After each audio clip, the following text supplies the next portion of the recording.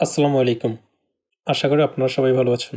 আজ আমরা আলোচনা করব কিভাবে করে একটি শেখি ভিডিওকে স্টেবিলাইজেশন করতে হয়। তাহলে চলুন শুরু করা যাক। এখানে দেখেন আমি ২ টা ফুটেজ নিয়েছি। একটা হচ্ছে যেটা আমি নিজে ভিডিও করেছিলাম।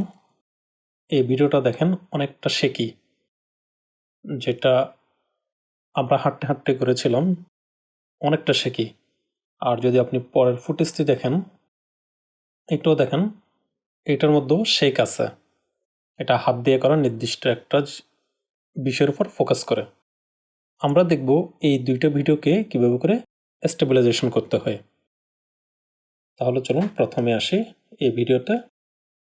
প্রিমিয়ার প্রো দিয়ে স্টেবিলাইজেশন করার জন্য প্রিমিয়ার প্রোর একটা ইফেক্ট আছে। সেটা হচ্ছে ওয়ার্প স্টেবিলাইজেশন। আমরা এখান থেকে চলে আসবো ইফেক্ট, অথবা আপনারা এখান থেকে সরাসরি ইফেক্ট ওয়ার্ক স্পেসে চলে আসতে পারেন। আমরা এখানে সার্চ করব ওয়ার্প WARP, দেখেন চলে আসে ওয়ার্প স্টেবিলাইজার।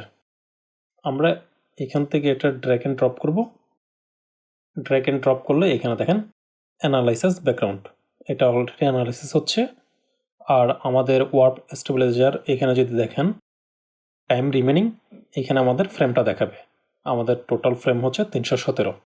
সেই সবগুলো এখানে অ্যানালাইসিস করতেছে। অ্যানালাইসিস করতে কিছুটা সময় নেবে। আমরা কিছুক্ষণ অপেক্ষা করব।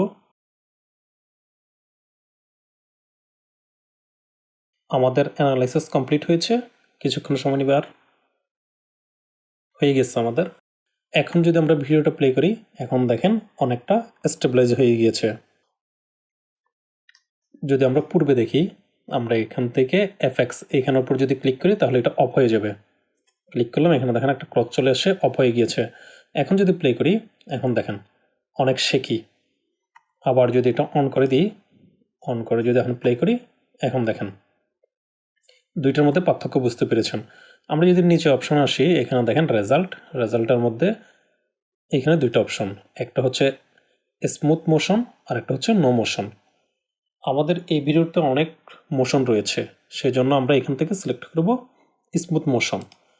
যেসব ভিডিওতে মোশন নেই, অথবা আমরা কোনো একটা ট্রাইপডের মধ্যে রেখে নির্দিষ্ট একটা বিষয়ের উপর ফোকাস করে ভিডিও করব, সেখানে আমরা ব্যবহার করব নো মোশন। সেই জন্য আমরা পরের ক্লিপটি নিয়েছি, এখানে আমরা দেখাবো কীভাবে করে নো মোশন ব্যবহার করবেন। এরপর স্মুথনেসে আসি। স্মুথনেসের মধ্যে এখানে 50%। আপনি আপনার ভিডিওটা কতটুকু স্টেবিলাইজেশন করতে চাচ্ছেন সেটার উপর আপনারা এখানে বাড়াবেন এবং কমাবেন।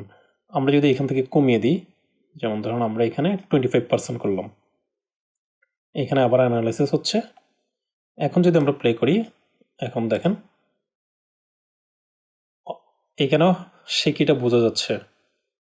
আমরা এখন যদি এখান থেকে আরও বাড়িয়ে দিই, যেমন ধরেন 75% করি, অথবা 82% করলাম। এখন যদি প্লে করি, এখন দেখেন সেই শেকি ভাবটা অনেকটা চলে গিয়েছে। এভাবে করে আপনারা এখান থেকে বাড়িয়ে এবং কমিয়ে নিতে পারবেন। আমি এখানে 50% রাখলাম। এরপর আসি মেথডে আসলে এখানে বেশ কিছু অপশন রয়েছে।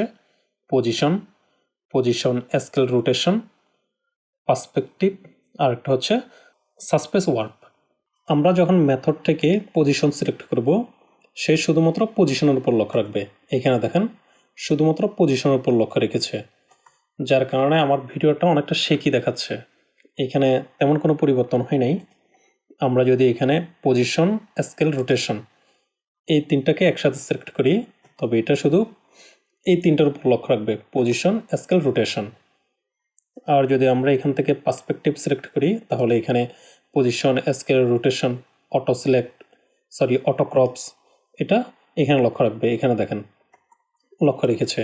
একইভাবে আমরা যদি এখান থেকে সাসপেন্স ওয়ার্প ব্যবহার করি, তবে সে এখানে সবগুলো একসাথে এখানে ব্যবহার করবে। এখন যদি প্লে করি, এখন দেখেন এটা পুরোপুরি স্টেবল অবস্থায় আছে। একইভাবে আপনি যদি এখান থেকে প্রিজার্ভ স্কেল ব্যবহার করতে চান, তাহলে এখানে চেকমার্ক দিবেন, ব্যবহার করতে না চাইলে উঠিয়ে দিবেন। এরপর আসি বর্ডার যদি এখানে আসি, আপনি কী নিতে চাচ্ছেন, শুধুমাত্র স্টেবিলাইজ অনলি করলে শুধুমাত্র স্টেবিলাইজের উপর লক্ষ্য রাখবে, স্টেবিলাইজ আর ক্রপস ব্যবহার করলে স্টেবিলাইজ এবং ক্রপস দুইটাই করবে।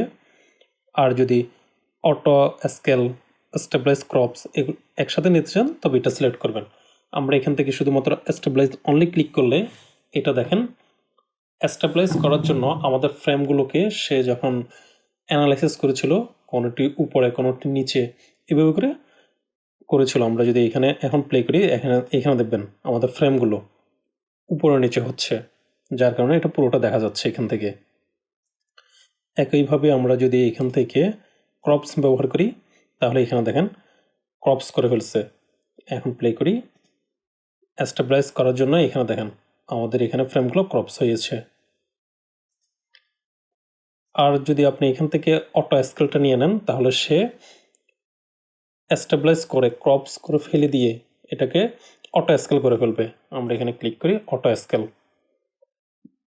আপনি যদি এখানে লক্ষ্য করেন দেখেন অটো স্কেল 122%। আমাদের মূল ভিডিওটা 100%, যেটাকে অটো স্কেল করার পর এখন 122% হয়েছে।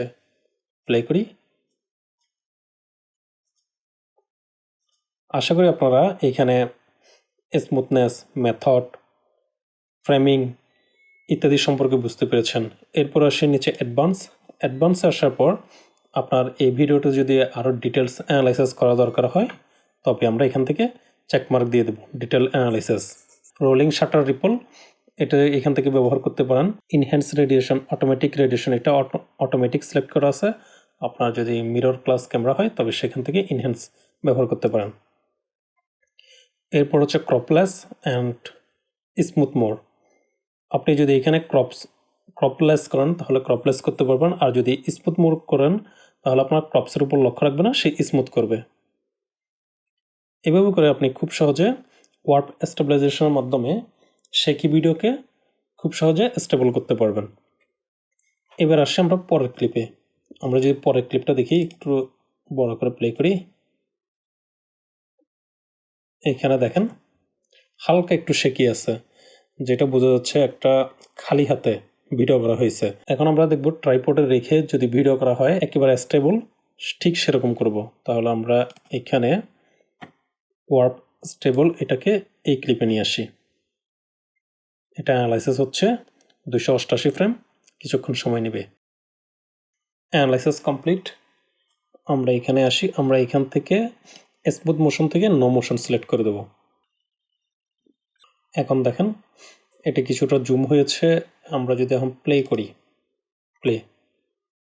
প্রথম যে একটা শেকি ভাব ছিল সেই শেকি ভাবটা কিন্তু এখন বোঝা যাচ্ছে না। এটার জন্য আমরা এখানে আসি, প্রথমে এটাকে অফ করে দিই। অফ করে দিয়ে যদি প্লে করি এখানে দেখেন একটা শেকি ভাব আছে।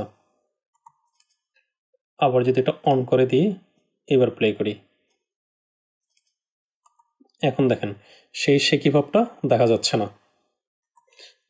এখন মনে হচ্ছে একটা ট্রাইপডের উপর রেখে ভিডিওটা করা হয়েছে। এরপর অপশনগুলো একই। এভাবে করে খুব সহজে আপনারা একটা শেকি ভিডিওকে স্টেবিলাইজেশন করতে পারেন। আশা করি আপনারা বুঝতে পেরেছেন।